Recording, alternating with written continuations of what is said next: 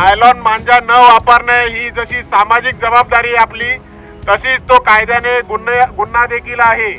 जो कोणी नायलॉन मांजाचा वापर करेल, विक्री करेल, साठवणूक करेल, अशा सर्वांवरती कायदेशीर कारवाई करण्यात येत आहे। आपल्याकडे असा मांजा मिळून आल्यास आपणास कायदेशीर प्रक्रियेला सामोरे जावे लागेल। त्यामुळे पुन्हा एकदा पोलीस दलाकडून आपल्याला आवाहन करण्यात येत आहे की कोणीही नायलॉन मांजाचा वापर करू नका। साधा मांजा वापरून पतंग उडवण्याचा आनंद घ्या।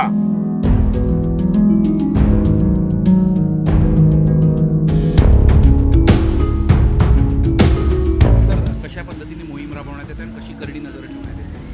आपल्याकडे माननीय CP सरांच्या आदेशाने, रवींद्र सिंगल सरांच्या आदेशाने आपण अगदी मोठ्या प्रमाणात ही मोहीम राबवत आहोत। त्याच्यामध्ये 2 महत्त्वाच्या स्ट्रॅटेजीज आहेत। एक तर प्रिव्हेन्शनसाठी आपण जागरूकता अभियान हाती घेतलेलं आहे।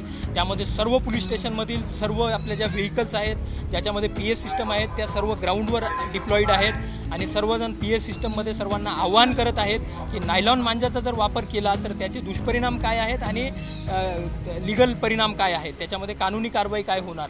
तसेच आपण ॲडव्हान्स टेक्नॉलॉजीचा एक भाग म्हणून ड्रोन्सचा देखील वापर करत आहोत। प्रायमरीली ड्रोन्स आपण असे जे एरियाज आहेत की जिथे जास्त प्रमाणात पतंग उडवले जातात ते आयडेंटिफाय करत आहोत, ते रेकॉर्ड करत आहोत तिथे कोण कोण पतंग उडवत आहेत आणि तिथे आपण तात्काळ आपली पोलीस टीम पाठवत आहोत आणि मॅन्युअली सर्व एरिया चेक करत आहोत। कुणाकडे नायलॉन मांजा तर नाही आहे ना, जर कुणाकडे आढळून आला तर त्यांच्यावर तुरंत आपण कानूनी कारवाई देखील करत आहोत। जो आपल्याकडे मोठ्या प्रमाणात नायलॉनचा मांजा जप्त झालेला आहे त्याचे नष्ट करण्याची कारवाई देखील आज आपण दुपारी करणार आहोत।